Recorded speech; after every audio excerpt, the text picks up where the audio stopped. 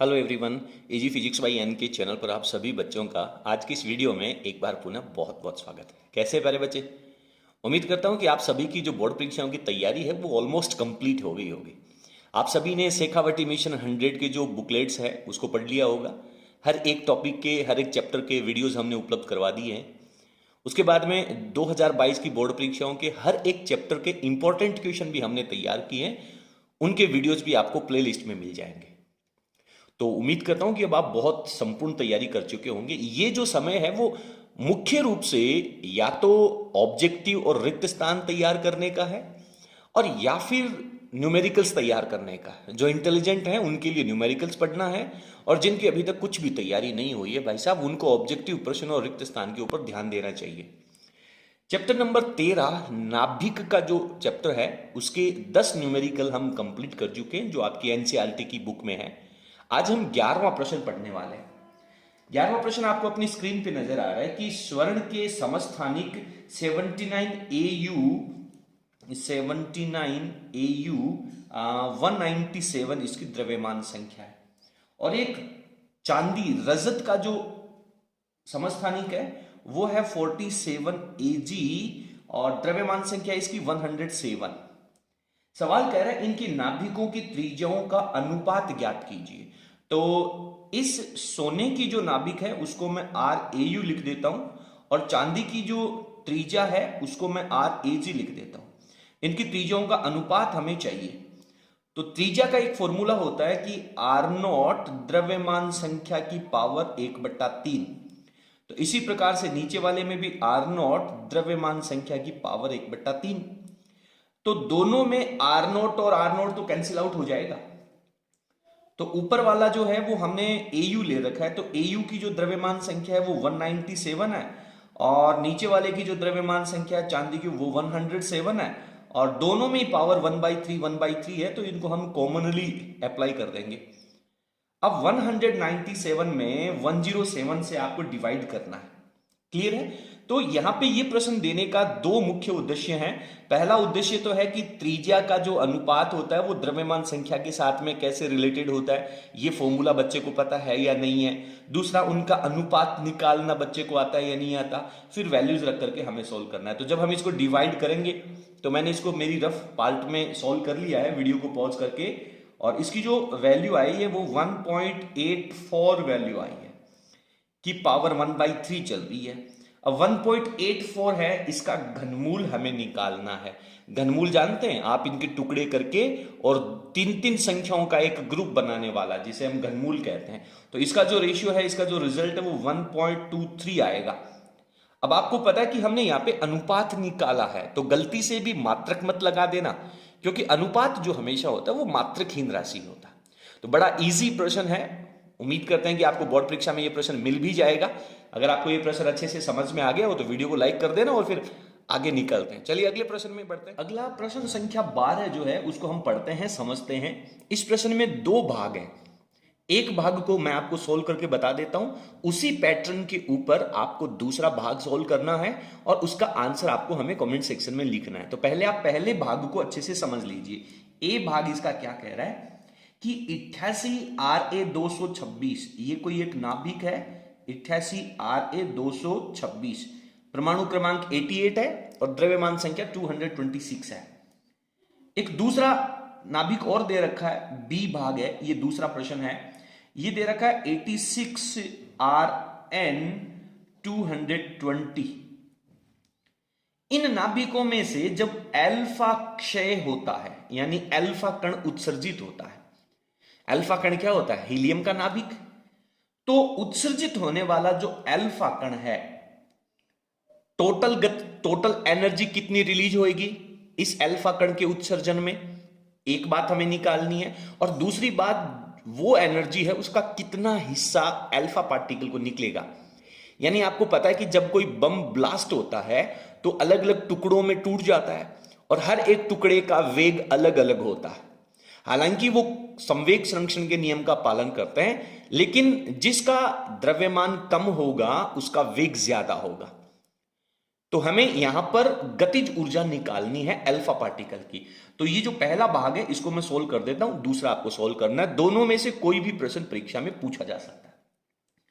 तो सबसे पहले हमें एक इक्वेशन लिखनी होगी कि साहब जब 88 RA 226 है, इसमें से जब अल्फा पार्टिकल उत्सर्जित होगा तो अल्फा पार्टिकल को हम लिखते हैं 2He4, है ना। और 2He4 जब उत्सर्जित होगा तो इसमें से बनेगा क्या, परमाणु क्रमांक यहां पे 2 चला गया तो इसमें से 2 कम हो गया तो ये 86 हो गया। 86 परमाणु क्रमांक जो है वो Rn का ही है, तो हम यहां पे Rn लिख लेते हैं। और द्रव्यमान संख्या 226 थी, उसमें से 4 द्रव्यमान संख्या अल्फा पार्टिकल की है, तो यहां पे बच गई 222। तो Rn का एक समस्थानिक हमें यहां पे प्राप्त होता है। क्लियर है। इसकी द्रव्यमान संख्या और इसकी द्रव्यमान दोनों का जो मास है वो हमें सवाल में नीचे दे रखा है। आप यदि इस क्वेश्चन को स्क्रीन पे जो दिख रहा है आप उसको अच्छे से पढ़ेंगे तो आपको दोनों का द्रव्यमान दे रखा है। तो सबसे पहले हमें निकालना है उत्सर्जित ऊर्जा, उत्सर्जित होने वाली एनर्जी, उत्सर्जित ऊर्जा, जिसे हम बाइंडिंग एनर्जी या डेल्टा EB कहते हैं। तो डेल्टा EB की वैल्यू जब हम निकालेंगे तो आपको पता है कि सर डेल्टा EB जो होगा, यहां पे मैं क्वेश्चन मार्क लगा देता हूं, डेल्टा EB जो होता है वो होता है डेल्टा M इंटू 931, और ये वैल्यू जो होती है वो हमारे पास मेगा इलेक्ट्रॉन वोल्ट में आती है। ठीक है बेटा। अब डेल्टा M कैसे निकालेंगे, डेल्टा M हम कैसे निकालने वाले बताइए। डेल्टा M कैसे निकालेंगे कि पित्र नाभिक जो अभिक्रिया में भाग ले रहा है उसका जो द्रव्यमान है वो पुत्री नाभिकों के रूप में एक Rn बन रहा है और एक अल्फा पार्टिकल बन रहा है। तो इसका जो द्रव्यमान है वो इन दोनों के द्रव्यमानों के योग से ज्यादा है, यानी जब पुत्री नाभिक बनेंगे तो द्रव्यमान घटेगा और वो जो द्रव्यमान है वो एनर्जी में रिलीज होगा। तो Ra का जो द्रव्यमान है, मास ऑफ Ra, कौन सा Ra, 226 वाला, ये पित्र नाभिक है, इसमें से हम मास ऑफ Rn कौन सा, 222 वाला, इसका द्रव्यमान घटा देंगे। एंड और किसको घटाएंगे, हमारे पास यहां पे जो दूसरी वैल्यू बनती है वो हमारे पास वैल्यू आ जाएगी माइनस मास ऑफ अल्फा कण, अल्फा कण का द्रव्यमान हम घटा देंगे। तो ये दोनों पुत्री नाभिक हैं, इनका द्रव्यमान हमने पित्र नाभिक में से घटा दिया। जो द्रव्यमान में क्षति हुई है वो बाइंडिंग एनर्जी के रूप में या उत्सर्जित ऊर्जा के रूप में रिलीज हो जाएगी। इसको हम 931 से मल्टीप्लाई कर देंगे, क्योंकि हमें इन दोनों का जो मास है स्क्रीन पे आप देख रहे हैं वो एटॉमिक मास यूनिट के फॉर्मेट में दे रखा है। तो हम इनकी वैल्यू को सॉल्व कर लेते हैं। एक्चुअली ये 931.5 वैल्यू होती है, लेकिन हम जनरली इसको 931 ही लिखते हैं। 0.5 जो है वो 931 के कंपेरिजन में बहुत अल्प होता है, उसको हम छोड़ देते हैं। आप 931.5 लिख लेना या फिर 931 से मल्टीप्लाई कर देना। तो 226 का जो द्रव्यमान हमें सवाल में दे रखा है वो दे रखा है 226.02540 माइनस Rn 222 का जो द्रव्यमान दे रखा है वो 222.01750 माइनस अल्फा पार्टिकल का जो द्रव्यमान है वो हम जानते हैं। अल्फा पार्टिकल का द्रव्यमान कितना होता है, ये होता है 4.002603। तो पित्र नाभिक में से 2 पुत्री नाभिकों का द्रव्यमान हमने घटा दिया और 931.5 से इसको मल्टीप्लाई कर देंगे। सिंपल, हम पहले एनर्जी निकाल रहे हैं, टोटल ऊर्जा जो बनेगी हमारे पास, इसमें से ये दोनों वैल्यू हम माइनस करेंगे। उसके बाद में हमारे पास बचेगा 0.005297 और 931.5 से हम इसको मल्टीप्लाई कर देते हैं। मैंने क्या किया है, इस वैल्यू में से पहले ये माइनस किया, जो रिजल्ट आया उसमें से मैंने ये माइनस कर दिया, तो ये मेरे पास आंसर आ गया। और अब मैंने इसको जब 931 से मल्टीप्लाई कर लेता हूं एक बार में, तो 931 से मल्टीप्लाई करने पर ये वैल्यू आई 4.934 मेगा इलेक्ट्रॉन वोल्ट। इतनी एनर्जी उत्सर्जित होगी, यहां पे लिख देता हूं मैं प्लस Q। तो ये जो एनर्जी है वो Q के फॉर्मेट में उत्सर्जित हो रही है। अब सवाल हमसे कह रहा है, तो इसी तरीके से आपको Rn के विघटन में इसमें से अल्फा पार्टिकल जब उत्सर्जित होगा तो Rn 220 हम यहां लिखेंगे, उसमें से अल्फा पार्टिकल जब उत्सर्जित होगा तो ये तो हमारे पास कितना हो जाएगा, 86 में से 2 कम हो गए तो 84, और 220 में से ये 4 कम हो जाएंगे तो 216 ये PO बन जाएगा, और उसका द्रव्यमान आपको प्रश्न में दे रखा है, क्वेश्चन में स्क्रीन में आप जब देखेंगे तो यहां पर हमारे पास Rn 220 का, यहां पे PO का द्रव्यमान, यहां पे अल्फा पार्टिकल या हीलियम का नाम भी कह दीजिए, फिर ऊर्जा। तो ये ऊर्जा जो है वो आपको निकालनी है। प्लस अब यहां पे हम लिखते हैं अल्फा कण की गतिज ऊर्जा। अल्फा कण जो निकलेगा उस अल्फा कण की गतिज ऊर्जा कितनी बनेगी। यदि आप लोगों ने सवाल पढ़ा हो प्रतिरोधों का समांतर क्रम संयोजन, और आपने पढ़ा होगा कि किस प्रतिरोध में से कितनी एनर्जी, कितना करंट फ्लो होगा, तो उसके लिए आप लोगों ने एक फॉर्मूला यूज किया होगा। सेम वही फॉर्मूला हमें यहां पे निकालना है। This is kinetic energy. तो काइनेटिक एनर्जी में हमें क्या करना, बहुत ध्यान से सुनना। हमें नीचे द्रव्यमान लेना है दोनों पुत्री नाभिकों का, Rn का और अल्फा पार्टिकल का। Mass of Rn plus mass of alpha particle, यानी दोनों पुत्री नाभिकों का द्रव्यमान हमें डिवाइड में लेना है। अब जिस पार्टिकल की आपको गतिज ऊर्जा निकालनी है उसको छोड़कर के बाकी जो पुत्री नाभिक बन रहा है उसका द्रव्यमान हमें ऊपर लेना है। समझ में आ रही मेरी बात? समझ में आ रही है? जिस नाभिक का, यदि मुझे हीलियम की गतिज ऊर्जा निकालनी है तो हीलियम को छोड़ दूंगा मैं और Rn का द्रव्यमान ऊपर ले लूंगा। और अगर मुझे Rn की गतिज ऊर्जा निकालनी होती तो Rn को छोड़ करके हीलियम का द्रव्यमान हम ऊपर ले लेते। तो यहां पे मैं मास ऑफ Rn लिख दूंगा। इस अनुपात में हमें गतिज ऊर्जा मिलेगी। किसको? अल्फा पार्टिकल को। और इसको मैं मल्टीप्लाई कर दूंगा Q से। Q क्या है? Q is the total energy जो रिलीज होने वाली ऊर्जा है। अब आप वैल्यू लिख लीजिए, तो कितनी वैल्यू आ जाएगी? ये द्रव्यमान संख्या है हमारे पास, द्रव्यमान संख्या की बात कर रहा हूं मैं, मास से हमें यहां पे यूज नहीं करना है। ये हमें द्रव्यमान संख्या लेनी है। एटॉमिक नंबर जो है हमारा कितना है? 222 और 4, ये वैल्यू लेनी है। क्योंकि एक्चुअल में ये 222 और 4 वाला ही वैल्यू लगने वाली है, क्योंकि ये जो वैल्यू है ये बहुत नेग्लिजिबल है। वास्तविक रूप से तो हमें यही वैल्यू यूज करनी चाहिए, बट यहां पर आने के बाद में 222 के सामने ये संख्या और 4 के कंपैरिजन में ये वैल्यू बहुत नेग्लिजिबल है। तो हम क्वेश्चन को थोड़ा इजी बनाने के लिए इनकी जो एटॉमिक नंबर है, द्रव्यमान संख्या, उसको हम यूज कर लेते हैं।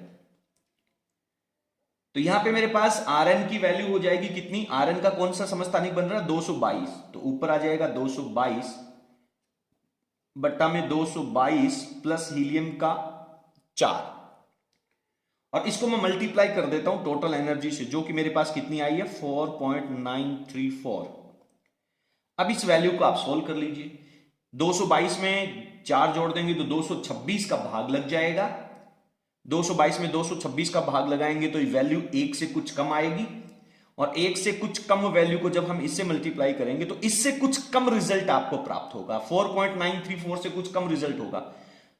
तो जब मैंने इसकी कैलकुलेशन करी है तो मेरे पास जो रिजल्ट आया वो 4.846, और एनर्जी है तो मेगा इलेक्ट्रॉन वोल्ट हमारे पास इसका मात्रक लग जाएगा। तो इस तरीके से हमें पहला प्रश्न सॉल्व करना है। सेकंड प्रश्न है वो आपको यही मेथड फॉलो करना है और इसका बी पार्ट सॉल्व कर लेना। उसका आंसर जो है वो आप लोग हमें कमेंट सेक्शन में जरूर लिखेंगे। बी पार्ट का जो आंसर है वो मैं यहां पे आप लोगों को लिख करके बता देता हूं, सो दैट आप लोग मैच कर सकें।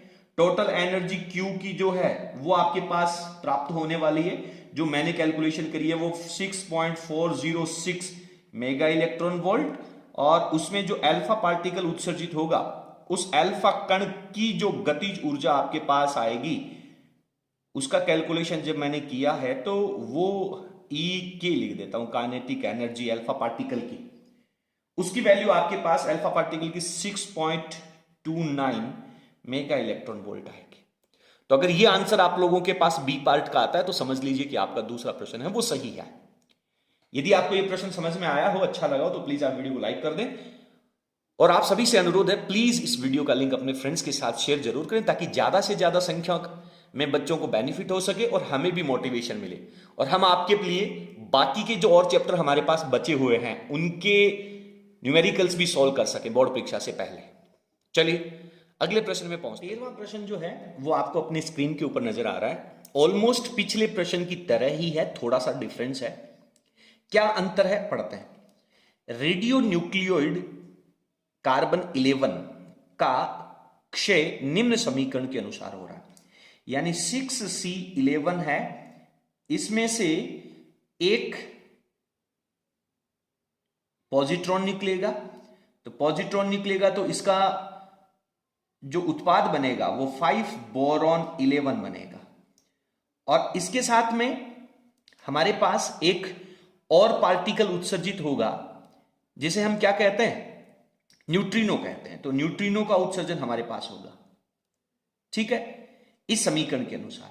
साथ में कह रहा है कि अर्ध आयुकाल जो है वो 20.3 मिनट दे रखा है, टी हाफ ये दे रखा है 20.3 मिनट, यानी 20.3 मिनट में आधा कार्बन परमाणु है वो उत्सर्जित हो जाएगा। उत्सर्जित होने वाले पॉजिट्रॉन की जो अधिकतम ऊर्जा है, तो ई काइनेटिक एनर्जी ऑफ पॉजिट्रॉन, इसका जो मैक्सिमम मान है वो हमें दे रखा है 0.960 मेगा इलेक्ट्रॉन वोल्ट। द्रव्यमान कुछ हमें चाहिए वो नीचे दे रखें। Q के मान की गणना कीजिए, तो सबसे पहले हमें निकालना है Q, यानी उत्सर्जित होने वाली टोटल एनर्जी हमें चाहिए। और फिर कह रहा है कि उत्सर्जित होने वाला जो पॉजिट्रॉन है उसकी अधिकतम ऊर्जा के मान के साथ, ये जो अधिकतम ऊर्जा है इसके साथ Q की तुलना करनी है। तो Q हमें कैसे प्राप्त होगा? सर Q जो है वो हम जानते हैं डेल्टा E होता है, जो कि हमारे पास डेल्टा M इंटू 931 से मल्टीप्लाई कर देंगे तो मेगा इलेक्ट्रॉन वोल्ट में आ जाएगा।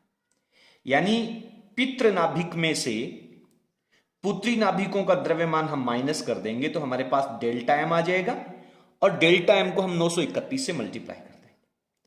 तो कार्बन के परमाणु में से बोरॉन का और पॉजिट्रॉन का द्रव्यमान हमें माइनस करना है, समझ रहे मेरी बात, और उसके बाद में 931.5 से हमें मल्टीप्लाई कर देना है। तो क्या होने वाली कहानी है समझते हैं, देखिए। तो जब हम Q की वैल्यू निकालेंगे तो Q जो है वो हमारे पास डेल्टा M है। अब डेल्टा M को हमें समझना होगा, थोड़ा ध्यान से समझने का प्रयास करेंगे। देखें, डेल्टा M बेसिकली हमारे पास पितृ नाभिक में कार्बन है। कार्बन में हम केवल नाभिक का ही क्षय करेंगे, नाभिक में से अल्फा पार्टिकल उत्सर्जित होगा, तो हमें सिर्फ नाभिक का द्रव्यमान काम में लेना चाहिए। लेकिन जो प्रश्न के अंदर मास ऑफ 6C11 दे रखा है वो पूरे परमाणु का द्रव्यमान दे रखा है।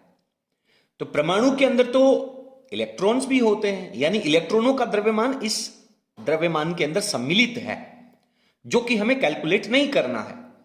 तो हम क्या करने वाले हैं कि साहब मास ऑफ कार्बन 11 है, उसमें से हम 6 इलेक्ट्रॉनों का द्रव्यमान घटा देंगे, तो ये हमारे पास पितृ नाभिक का द्रव्यमान शेष रह गया। समझना मेरी बात को, ये पूरे परमाणु का द्रव्यमान हमें दे रखा है जिसमें इलेक्ट्रॉनों का द्रव्यमान भी सम्मिलित है, जिसकी हमें कैलकुलेशन नहीं करनी है, उसको माइनस करना है, माइनस हो गया। अब इस वैल्यू में से हम घटाएंगे, किसको घटाएंगे?